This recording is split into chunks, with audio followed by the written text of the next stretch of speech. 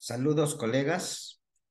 Soy el doctor Jorge Luis Salazar Quirós, médico neumólogo, actualmente miembro del Comité de Vigilancia Ética y Deontológica del Consejo Regional 3 de Lima del Colegio Médico del Perú. En esta ocasión me ha tocado disertar acerca de dos temas éticos de gran importancia. El primero es de las relaciones entre médicos y del médico con los profesionales de la salud.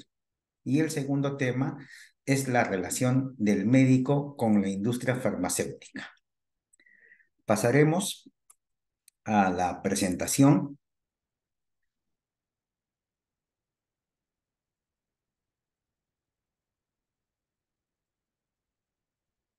y tocaremos el tema inicial de las relaciones profesionales entre médicos y también con otros profesionales de la salud. Empezaríamos diciendo que la medicina es fundamentalmente una actividad social, o si se quiere, la aplicación de los conocimientos biológicos al contexto social, de interrelaciones personales. A más de la que tiene el paciente, el médico tiene que cultivar relaciones con los demás integrantes del equipo de salud, con colegas, alumnos, personal administrativo y otros. De hecho, el llamado personal de salud incluye a otros médicos, especialistas diversos, enfermeras, técnicos, administrativos, representantes de algunas compañías farmacéuticas, empleados, ingenieros biomédicos, directivos, estudiantes y residentes. Habría que reconocer también que conforme se extiende la especialización, las dificultades en las comunicaciones se ahondan. El trabajo médico para su pleno desarrollo y florecimiento requiere de un adecuado ambiente laboral y de relaciones cordiales y respetuosas con los colegas, otros profesionales, auxiliares y administrativos, así también como en la actividad docente y la adecuada atención de nuestros pacientes. Todo esto, debido a la complejidad de las patologías, requieren necesariamente de una fluida relación entre colegas. Esta relación con otros colegas resulta ser muy beneficiosa, tanto para los pacientes como para los propios médicos. Ocasionalmente, en los lugares de trabajo se producen relaciones de poder conflictivas entre colegas, y si éstas no se resuelven de un modo correcto, significan un escenario de posible injusticia para algunos y daño en el clima laboral. Y estos lo que puede hacer es afectar negativamente en la atención de los enfermos. Estas situaciones, que a veces son conductas habituales en algunos sitios de trabajo, terminan siendo normalizadas y consideradas simplemente como parte de la realidad, por lo que requieren ser prontamente identificadas y resueltas de manera satisfactoria para los afectados. Y acá entra el uso del poder, ¿no?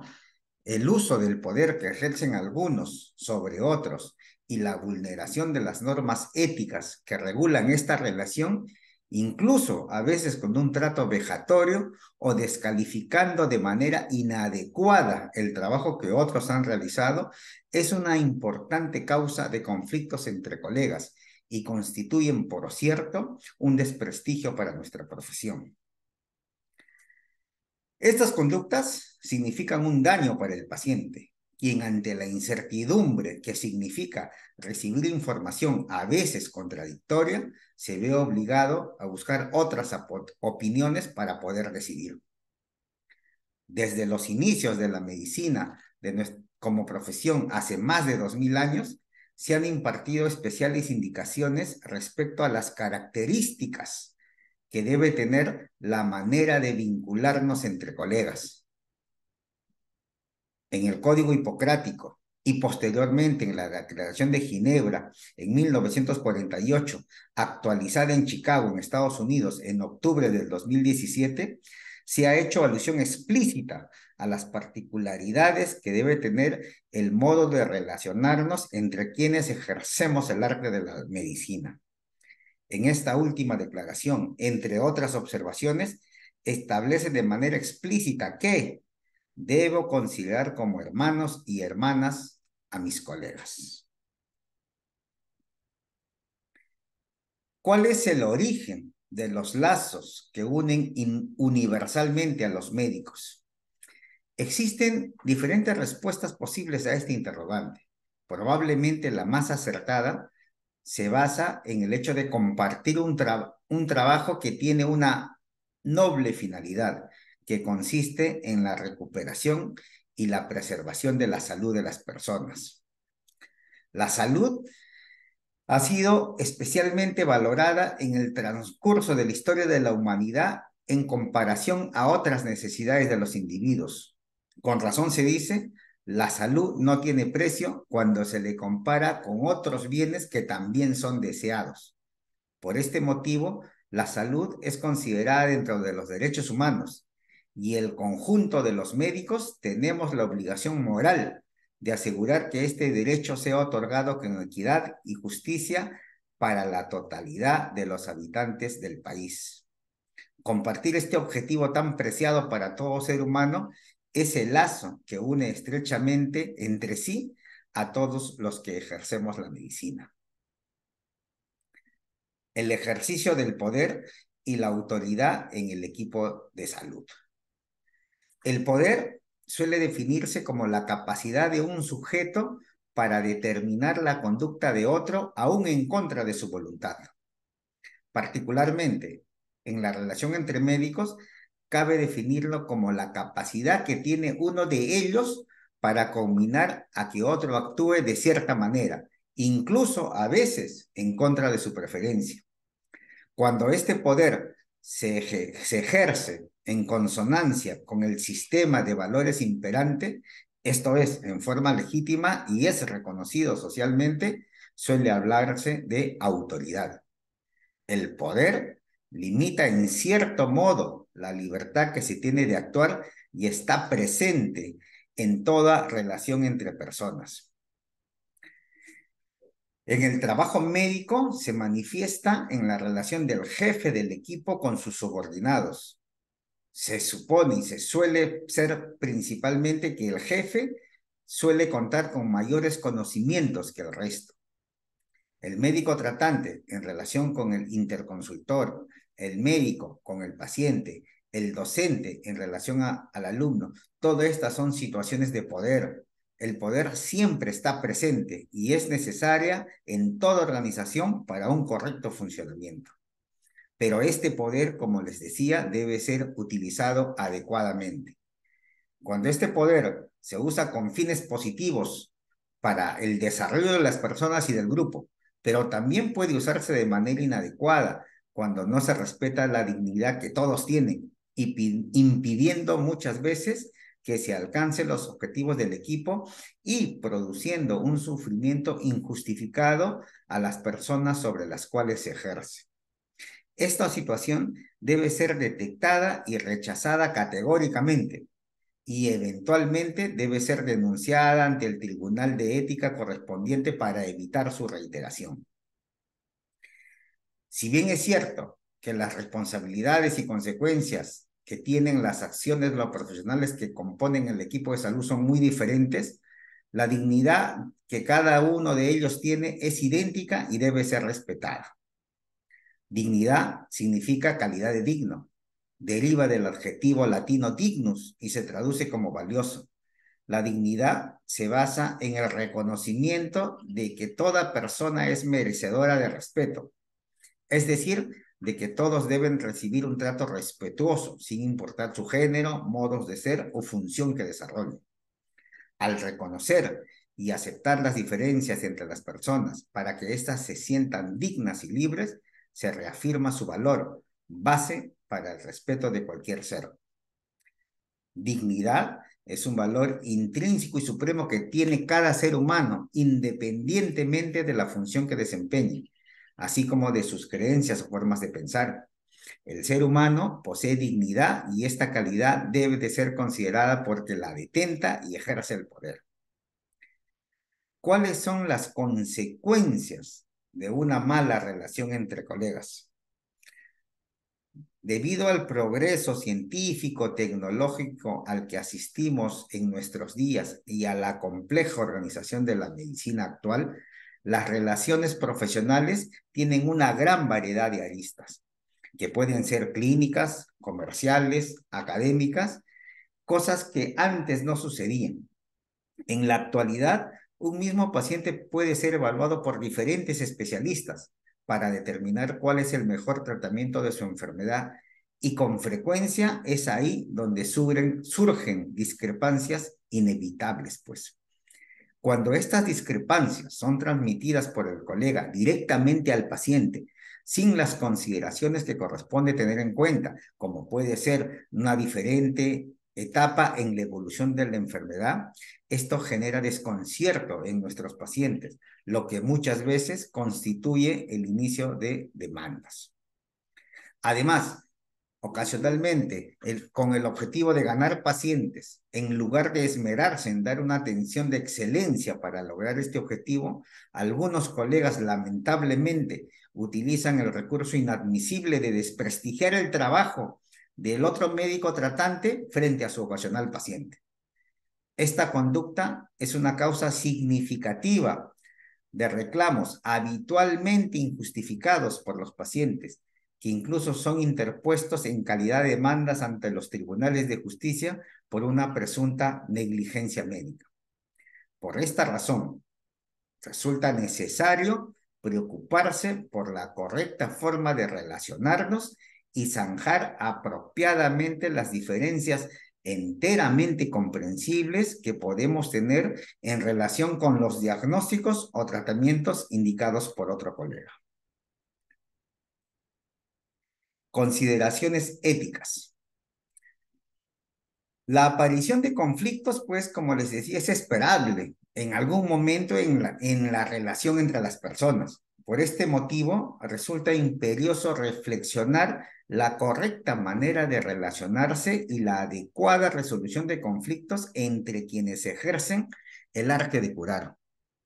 Nuestro código de ética establece que las relaciones entre médicos deben ser basadas siempre en el respeto, la deferencia, la lealtad y la consideración recíproca, cualquiera sea la vinculación jerárquica existente entre colegas. Preceptúa además que la jerarquía existente en un equipo asistencial no podrá constituir motivo de dominio, exaltación personal ni delegación de responsabilidades. La solidaridad entre médicos es uno de los deberes primordiales de la profesión, y sobre ella solo tiene precedencia el bien del paciente. Frente a una discrepancia significativa en relación con las indicaciones que otro colega ha dado a su paciente, la conducta apropiada es establecer comunicación directa con el tratante, exponer los fundamentos que determinan esta discrepancia y llegar a un acuerdo. El código deontológico de nuestra profesión determina que constituye una falta ética criticar a terceros de manera despectiva las actuaciones profesionales de un colega. Hacerlo en presencia de pacientes, familiares o públicamente se considera una circunstancia agravante. Igualmente, constituye falta ética cualquier acto que directa o indirectamente pretenda difamar, injuriar o calumniar a un colega en su integridad o su ejercicio profesional. Añade que las discrepancias profesionales deben ser discutidas en privado o en reuniones técnicas. Si el trato entre colegas excede estos límites, se podrá acudir a los tribunales de ética para que intervengan, ya sea como mediadores de estos conflictos o como jueces. Las relaciones entre médico y médico. La buena relación entre médicos que participan en la atención de un enfermo es esencial para su cuidado. Sin embargo, una serie de intereses secundarios pueden interferir en esta relación entre profesionales. Aspectos organizacionales, académicos, económicos o de poder pueden competir con el interés primario. ¿Cuál es este interés primario? El bienestar del paciente. Y esta a su vez puede influir inadecuadamente en una correcta atención. La interacción puede darse en un ambiente de colaboración o también puede en un ambiente de competencia, pero cualquier controversia o conflicto tendría que resolverse en favor del paciente. El médico tendría que despojarse de la soberbia, conocer sus límites y pedir ayuda cuando las condiciones del paciente lo requieran.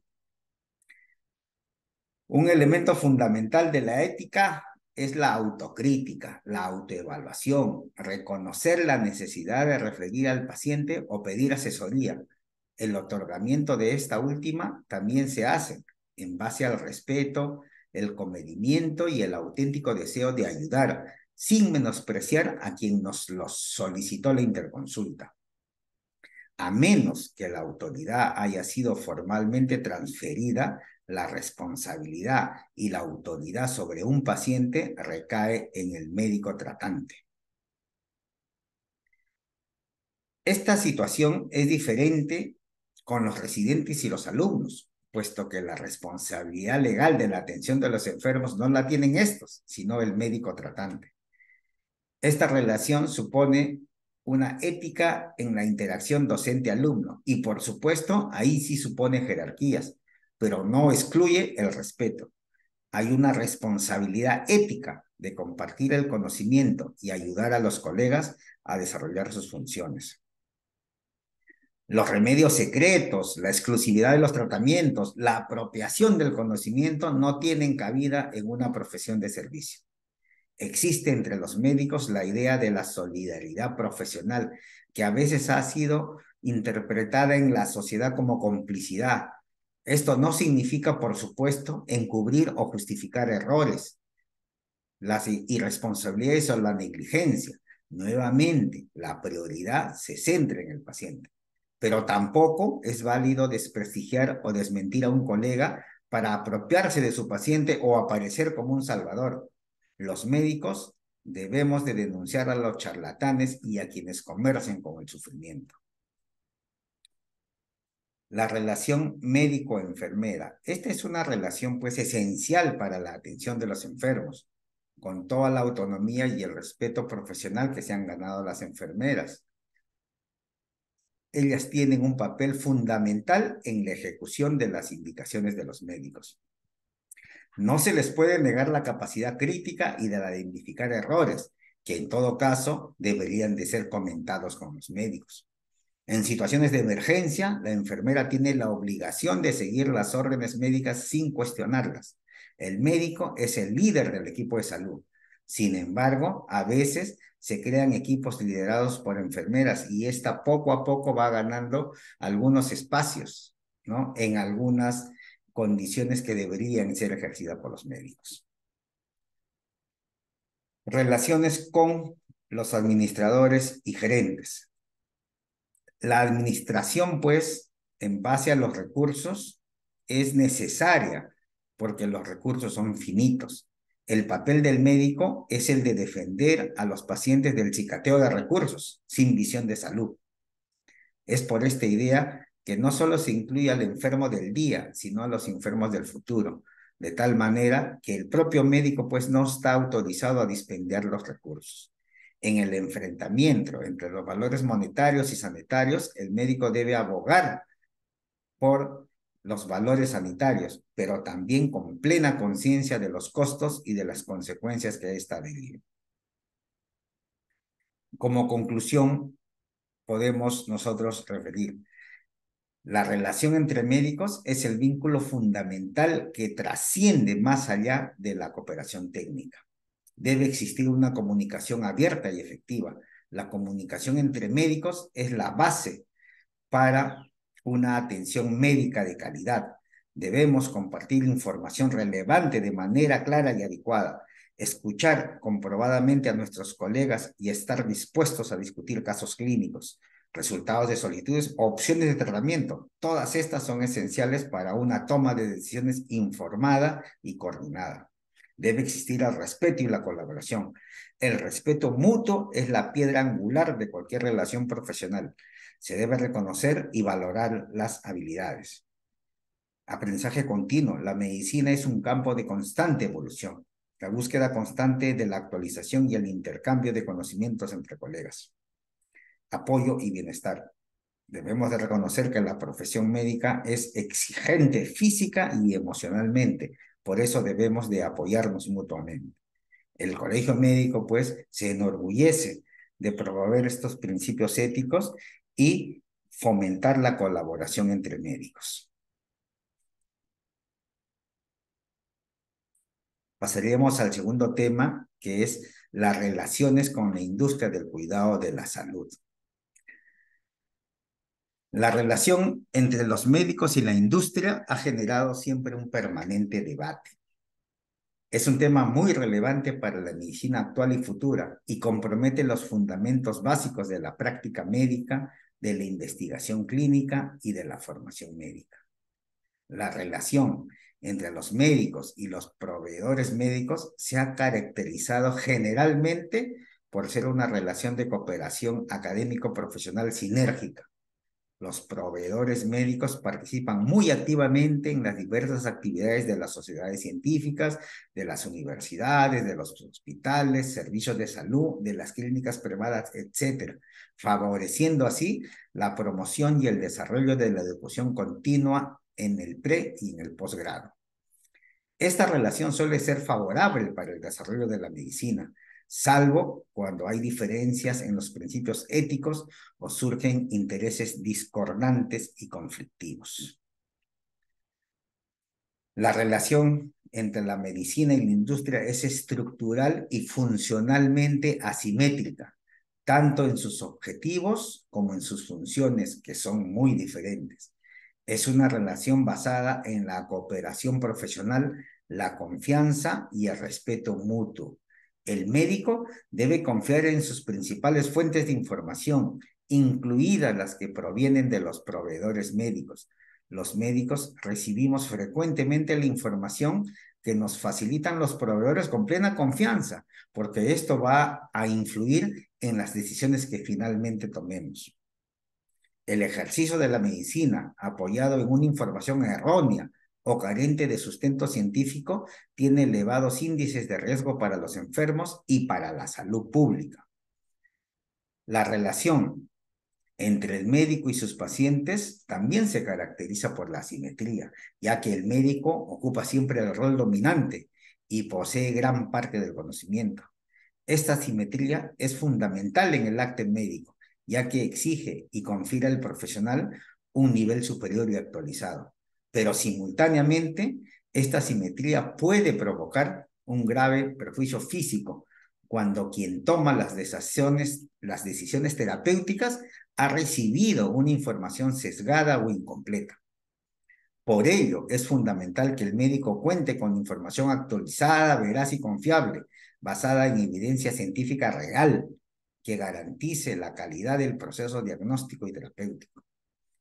La profesión médica tiene como principio fundamental anteponer siempre los intereses de los pacientes a los intereses de los profesionales médicos u otros. Pero este principio vale para todo aquel que practique la medicina y está destacado en la gran mayoría de textos de bioética y de ética médica. Pero este principio, universalmente válido para toda la práctica médica, no necesariamente debe ser válido para las empresas que actúan como proveedoras, ya que el principal objetivo de estas, como toda empresa, es asegurar su propio desarrollo y maximizar sus ingresos.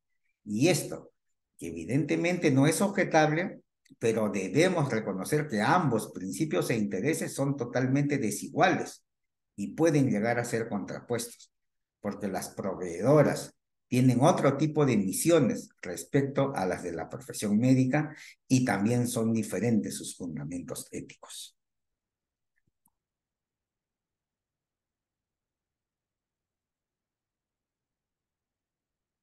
La preocupación de esta relación deriva de lo inconveniente que resulta el contrato estrecho que lleva a los conflictos de interés que pueden afectar el comportamiento médico y la toma de decisiones en salud.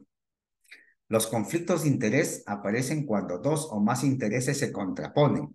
En este caso serían los beneficios del paciente y los beneficios o intereses de la industria.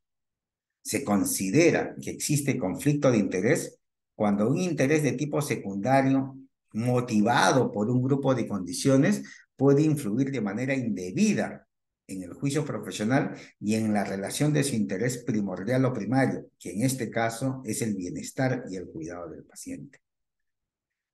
Los conflictos de interés han persistido en el tiempo, pero han ganado relevancia en las últimas décadas. Denominamos relación médico-industria a toda relación directa o indirecta entre el personal médico y la industria. Y nos referimos a industria y en este término incluimos a la industria farmacéutica, pero igualmente también a las industrias de alimentos, suplementos nutricionales, dispositivos y biotecnología. Desde hace más de un siglo se conoce lo inapropiado de que la industria sea la fuente del conocimiento médico, al usar fuentes comerciales y proporcionar también diversos productos en nuestras revistas médicas. ¿Cuáles son las principales fuentes de conflicto en medicina? En primer lugar, estos surgen en la práctica diaria de la medicina, en las decisiones que el médico toma en su consulta, en su policlínico o en su sala de hospitalización. En segundo lugar, en la investigación médica, quirúrgico, farmacológica, también surgen conflictos de intereses, y estos también surgen en la edición y publicación de las revistas. Finalmente, pueden surgir en la difusión de información médica que contenga algún tipo de información o diagnóstica o terapéutica vinculada a los proveedores. En el ejercicio clínico de la medicina, es sabido que en la práctica médica diaria pueden surgir conflictos de intereses en relación con los obsequios, invitaciones a congresos u otros que se ofrecen a los médicos, en la manera del abordaje profesional, en la entrega de muestras médicas, etc. Estos actos constituyen, pues, estrategias de marketing imprescindibles en las empresas proveedoras y están destinadas a incrementar sus ventas. Ello no necesariamente debería originar conflictos de intereses, pero hay evidencias de que frecuentemente sí los ocasionan, amenazando el principio fundamental de la medicina, que es de priorizar el interés del paciente. Desde una perspectiva médica, conviene recordar que este problema fue reconocido hace varias décadas y que se han realizado múltiples esfuerzos para intentar superarlo, a partir de iniciativas de los médicos o de sus asociaciones, quienes advirtieron precozmente que esta situación podría constituir una eventual amenaza para los principios básicos de la medicina y los fundamentos de la relación médico-paciente. La sola aceptación de obsequios onerosos como viajes, invitaciones, pueden determinar que el médico se ve expuesto, consciente o inconscientemente, a situaciones que los conduzcan a un conflicto de intereses, especialmente cuando ostentan posiciones de liderazgo, poder o influencia.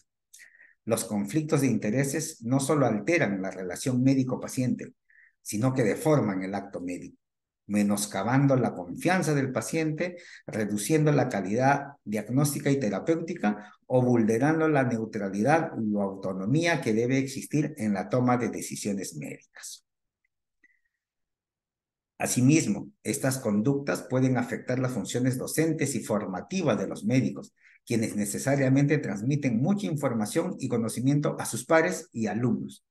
El rol docente del médico requiere de una total independencia de intereses o compromisos con proveedores y debe constituir un ejemplo de idoneidad para sus alumnos.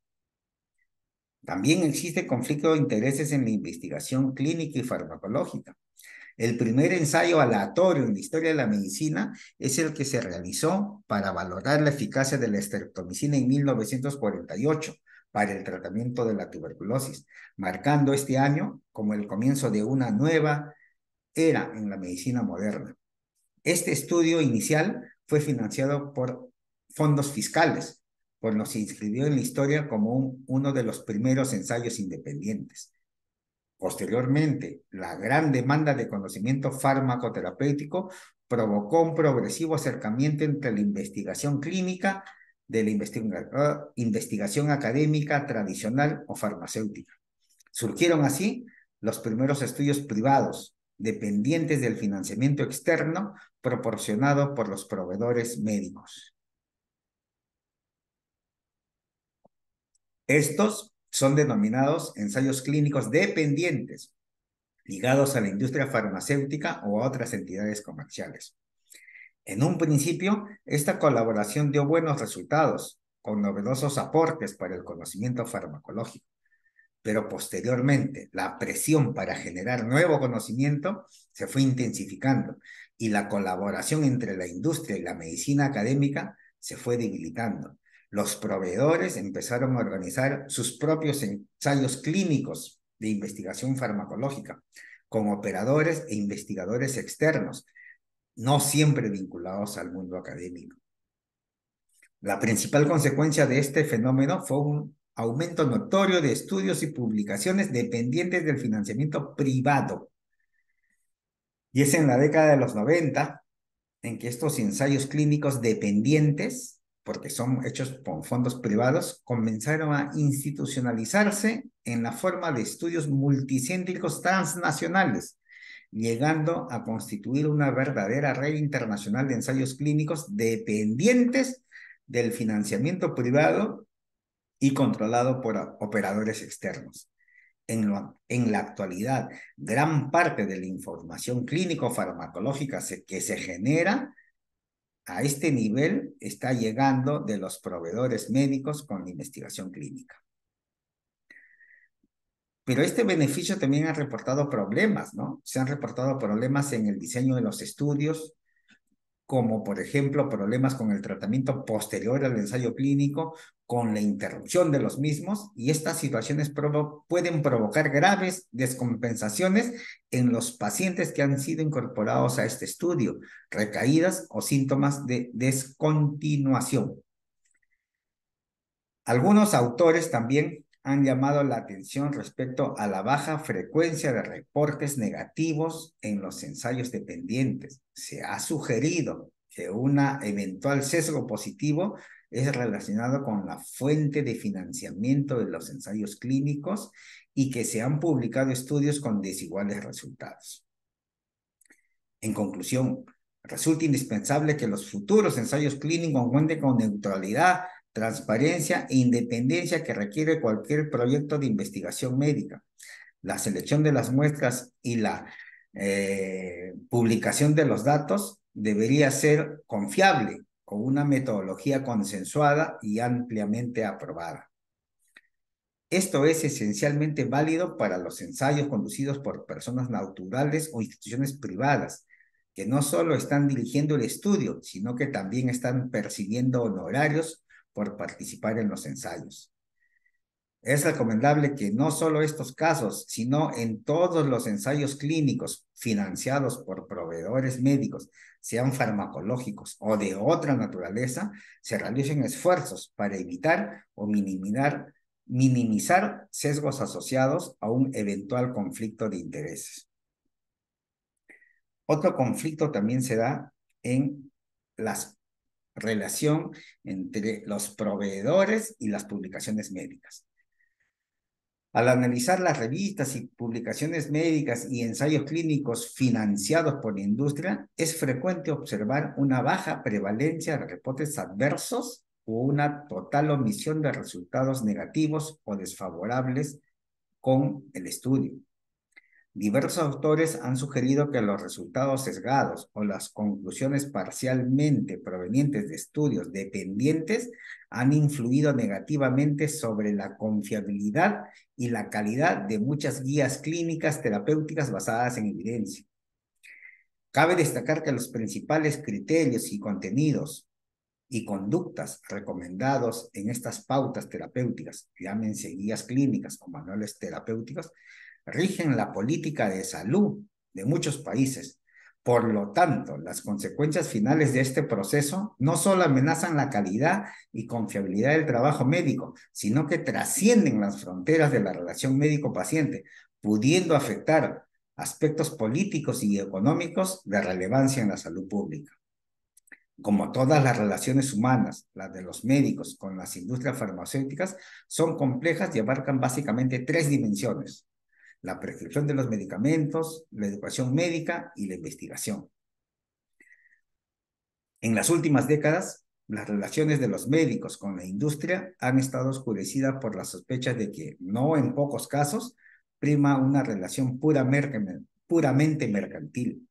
La industria promocionaba los productos con el principal interés de obtener beneficios comerciales y por ello influía en los médicos prescriptores con diferentes dádivas que incluían alimentos, viajes, etc. Aunque la mayoría de los médicos negaba que estas donaciones tuvieran efecto en su labor profesional, hay estudios e investigaciones que han demostrado que sí existe influencia a la hora de prescribir medicamentos.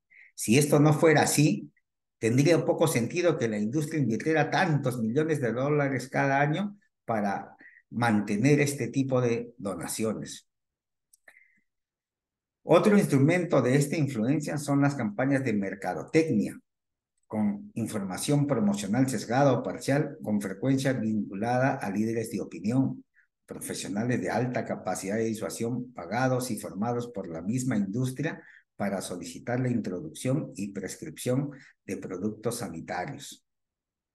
Todo ello, pues, ha determinado que en algunos países la relación entre el médico con la industria sea percibida por la sociedad civil como corrupta, lo que pone en peligro la esencia principal, que es la relación de confianza entre los médicos y sus pacientes, basada en la ética profesional y en la garantía de la salud de estos y de su seguridad. Es cierto que la industria farmacéutica tiene como misión generar medicamentos innovadores que aumenten la supervivencia y la calidad de vida por medio de la investigación, aunque también es verdad y suponemos que lícito, que económicamente estas deben ser rentables para los inversionistas financieros. Una de las claves para la resolución de este dilema está en el adecuado equilibrio de la rentabilidad, ¿no? En cuanto a los médicos, los principios éticos de su actuación se guían por el primum non nocere, el estricto equilibrio entre riesgo-beneficio de cada acto, la toma de decisiones basadas en evidencias científicas, el respeto a la autonomía del paciente y el trato equitativo y racional de los recursos de salud. La herramienta clave para la actuación bajo estos principios, ¿cuál es? Es la educación médica continua, imparcial, veraz y de calidad. Es obvio que la formación continua de los médicos es una responsabilidad individual, pero también es colectiva y compete a las autoridades sanitarias ser garantes de la misma y de su evaluación. Esta tarea no es fácil debido al constante incremento del conocimiento y la enorme cantidad de fuentes de información existente. Además es costosa y las administraciones públicas no aportan los suficientes fondos ni se responsabilizan de las mismas. Es ahí donde en muchos casos la industria farmacéutica ha sido, pues, y lo es aún, la que ha sostenido la educación médica continua al financiar los congresos y actividades de las sociedades científicas, así como la asistencia de los médicos a las mismas, con lo que se llena el vacío dejado por las administraciones públicas. Por ello, es relevante la instauración de mecanismos de control independientes para asegurar que la información sea imparcial y veraz, alejada de sesgos positivos y evitar las redundancias. Diferentes actuaciones de la industria farmacéutica en diferentes escenarios. En primero, ¿cómo influyen en la investigación biomédica? La industria farmacéutica participa activamente en una o varias de las fases de un proyecto de investigación que está financiado por ellos, en la concepción y el diseño del estudio, en la recolección y en el análisis de datos y la publicación final de sus resultados en los artículos científicos. Precisamente por tener el control sobre estas fases, tiene también el poder decisorio sobre una eventual publicación de los resultados en artículos científicos. Y ahí se genera el sesgo. Se ha descrito que en muchos casos la industria se abstiene de publicar los resultados de los estudios de sus propios medicamentos porque estos resultaron desfavorables, lo que se denomina, pues, un sesgo en la publicación. ¿Cómo actúa también la industria en las guías de práctica médica? Cuando estas guías son desarrolladas en forma transparente y sistemática, proveen recomendaciones basadas en evidencias, apoyan las decisiones sanitarias y evitan prescripciones inadecuadas o innecesarias. Desafortunadamente, muchas guías de práctica clínica son afectadas por conflictos de interés.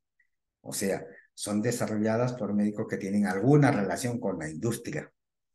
Por lo tanto, las guías de práctica clínica que tengan conflictos de interés importantes o sean dependientes de la financiación de la industria, no deberían de ser considerados para su uso en la práctica clínica. ¿Cómo influye la industria en la educación médica continua? La educación médica continua, pues, difunde la investigación biomédica y contribuye a la formación continua de los profesionales de la salud. Sin embargo, este objetivo fundamental puede ser afectado por las relaciones con el médico y la industria. La industria financia la mayoría de eventos académicos, desde pequeños simposios hasta prestigiosos congresos internacionales. Organiza y prioriza, y en algunos casos decide los contenidos de estos eventos. Por esto, en estos grandes congresos hay partes u horas dedicadas especialmente a cierto o cual laboratorio que promociona sus productos individuales. Otra actuación en la industria es acerca de la visita médica a través de los visitadores médicos. Esta es la vía de acceso directa al médico, con el objetivo de diseminar información, obsequios, invitaciones a eventos. Suele ser breve, ¿no? El visitador médico acude al consultorio u hospital en repetidas veces, informando al médico sobre sus productos con evidencia clínica científica seleccionada, sin evaluación de la calidad, que le favorece con información no siempre exacta, completa y equilibrada, sin mencionar los efectos perjudiciales y el costo comparativo del mismo, dando obsequios que generarán en el médico un deseo inconsciente de retribuir dichos favores. Las visitas médicas son muy frecuentes y esta frecuencia ya es percibida como una relación normal y a veces incluso necesaria, que forjará mutuamente relaciones con el médico. Las visitas médicas por parte de los visitadores, pues, la función principal que tienen es persuadir al profesional en la prescripción de sus medicamentos. Y es a esto lo que nosotros debemos de estar conscientes. Otra actuación de la industria es a través de los líderes de opinión. Es una estrategia común de la industria farmacéutica trabajar con los líderes de opinión, quienes son expertos reconocidos en una especialidad, financiados por la industria farmacéutica para influir en los médicos con charlas o asuntos específicos. La industria invita a grupos de médicos a escucharlas por parte de un líder de opinión. Promueven sus productos de manera directa o indirecta. La industria asume los gastos del alquiler del salón, del restaurante, de la comida y de los honorarios del conferencista. La tarea fundamental de esta actitud es convertir al líder de opinión en conferencista en procesos graduales con pequeños regalos que establecen confianza y consolidan paulatinamente esta relación. Por lo tanto, estos líderes de opinión se vuelven conferencistas speakers. A veces, los líderes de opinión prestan su nombre como autores de artículos previamente escritos por la industria, recibiendo por este honorarios. A estos se denominan escritores fantasmas y generan, pues, por lo tanto, conductas éticas inapropiadas para una publicación científica. Otro punto es la interacción financiera directa. Es la relación económica inmediata entre el médico y la industria. Esto ocurre cuando el médico labora como empleado, posee acciones o participa del capital. Es consultor y hace parte de un consejo de asesores de la empresa. Es conferenciante, o sea, es el speaker, o aparece como un escritor fantasma de esta industria. Otro punto de relación de actuación es la exposición indirecta del médico con la industria. Esto se basa en la actuación del médico en roles en diversas actividades indirectas que incluyen la financiación de asociaciones de pacientes, que incluyen en médicos y son quienes deciden cuáles medicamentos prescribir o financiar, el apoyo financiero de sociedades científicas y campañas de desprestigio hacia los medicamentos genéricos. Y otro punto importante que me gustaría resaltar es la exposición temprana. Ya la industria farmacéutica está interactuando ya también con las escuelas de medicina y esta interacción ya con los alumnos tendría como finalidad que cuando los médicos ya sean asistentes y estén en consulta, ya vean esta relación como algo natural. La exposición temprana puede ser un factor que explique la percepción de que esta relación médico-industria sea algo natural. O sea, que cuando terminen ya sus estudios, prescriben más medicamentos de las empresas que los visitaron y a cuyos eventos asistieron patrocinados. ¿Cuál es el efecto de esta interacción? Es lógico pensar que la existencia de interacción no implica necesariamente un efecto negativo sobre los pacientes o sobre el sistema.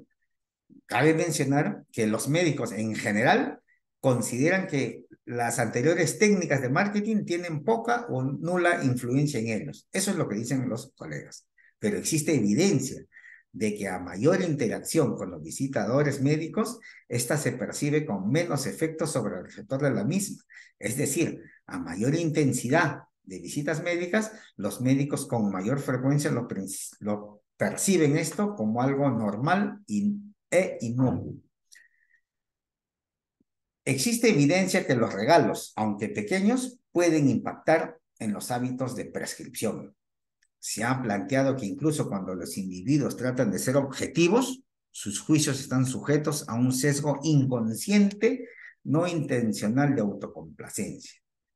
En el contexto de una visita médica, se combina el efecto de la forma como se transmite el mensaje con el efecto del obsequio. Por ende, la suposición de una interacción estrecha y las dádivas y que éstas no afecten la conducta del médico, eso es enteramente debatible. Se ha encontrado una asociación entre la visita médica y obsequios y el aumento de la formulación de los medicamentos registrados. Todas estas influencias pues tienen un efecto perjudicial para los pacientes y la sociedad. Sobre los pacientes, porque existirían muchas ocasiones en que las decisiones médicas son influenciadas por la selección de un medicamento que podría o no ser el más efectivo o resultar en algunas ocasiones inclusive peligroso. Adicionalmente, el efecto indirecto sobre la sociedad, las decisiones clínico-terapéuticas bajo esta relación pueden conducir al uso indiscriminado de tratamientos inefectivos o efectivos, pero menos económicos, afectando así en forma directa el uso racional de los recursos de un sistema de salud. Esto implicaría un desvío de los recursos que se espera sean invertidos en decisiones adecuadas, transparentes y más beneficiosas para los pacientes. ¿Se debe regular? El abordaje ideal para este problema sería que el personal médico lograra un autocontrol y redujera la interacción con la industria farmacéutica. Dada la evolución de esta preocupante situación, sería necesario, pues, generar regulaciones gubernamentales y directrices éticas. Es preciso también recordar, ¿no?, de que los viajes, las comidas, las conferencias, ¿quiénes las acaban pagando? Las acaban pagando fundamentalmente los pacientes, el sistema de salud y los ciudadanos. ¿Por qué? Porque los precios se van a incrementar. Sería ideal lograr una cultura en la que recibir obsequios generase alguna vergüenza y no gratitud, y esto reduciría el conflicto de intereses. La inclusión obligatoria del tema del conflicto de interés en los currículos de medicina de las universidades, la búsqueda de fuentes de financiación alternativas para la educación médica continua y el desarrollo adecuado y normativo de las guías de práctica clínica. La declaración del conflicto de interés como norma en las publicaciones clínicas, científicas, presentaciones de congreso, atención de pacientes, campañas de concientización con los médicos y estudiantes, el uso de evidencia sintetizada y analizada de forma transparente e independiente en la toma de decisiones. Conclusiones. La relación entre los médicos y la industria farmacéutica, pues es un tema importante y complejo que requiere de nuestra atención y reflexión como profesionales de la salud. En primer lugar, es importante reconocer que la industria farmacéutica desempeña un papel importante en la investigación y el desarrollo de nuevos medicamentos y tratamientos. Sin embargo, también es cierto que la relación entre médicos y la industria farmacéutica plantea desafíos éticos importantes. La industria farmacéutica a menudo proporciona financiamiento en la investigación médica, patrocina eventos y conferencias médicas. Si bien es cierto, esto puede ser beneficioso para el avance de la medicina, también puede crear un conflicto de interés si los médicos se ven influenciados por la industria farmacéutica para recetar ciertos medicamentos o tratamientos. Es importante que los médicos mantengan la independencia y la objetividad en su práctica médica y en cualquier relación con la industria farmacéutica se debe basar en la colaboración transparente y ética. Los médicos deben estar informados sobre los posibles conflictos de intereses y tomar las medidas para evitarlo. Además, es importante recordar que nuestra prioridad como médicos es el bienestar de nuestros pacientes. Esto significa que debemos recetar medicamentos y tratamientos basados en la evidencia científica y en las necesidades individuales de cada paciente, en lugar de simplemente seguir las recomendaciones de la industria farmacéutica. En conclusión, la relación entre los médicos y la industria farmacéutica puede plantear desafíos éticos, pero también es beneficiosa para el avance de la medicina. Es importante que los médicos mantengan su independencia y objetividad en cualquier relación con la industria farmacéutica. Esta debe ser basada en una colaboración transparente y ética. Nuestra prioridad como médicos debe ser siempre el bienestar de nuestros pacientes. Muchas gracias.